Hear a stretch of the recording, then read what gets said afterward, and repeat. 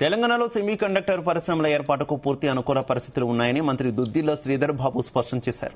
Malaysia కంపెనీలు తెలంగాణలో భారీగా పెట్టుబడులు పెట్టేలా ముందుకు రావాలన్నారు.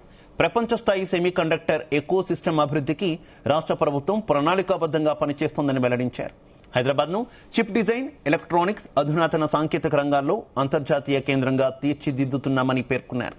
Semiconductor, AI, innovation, life sciences, biotechnology, aerospace వంటి రంగాల్లో అపార అవకాశాలు ఉన్నాయని వివరించారు.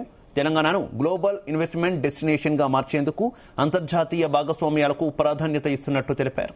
ఈ సందర్భంగా మలేషియా ప్రతినిధి వైబీ జగదీప్ సింగ్ దియో తెలంగాణతో కలిసి పనిచేయడానికి ఆసక్తి వ్యక్తం చేశారు.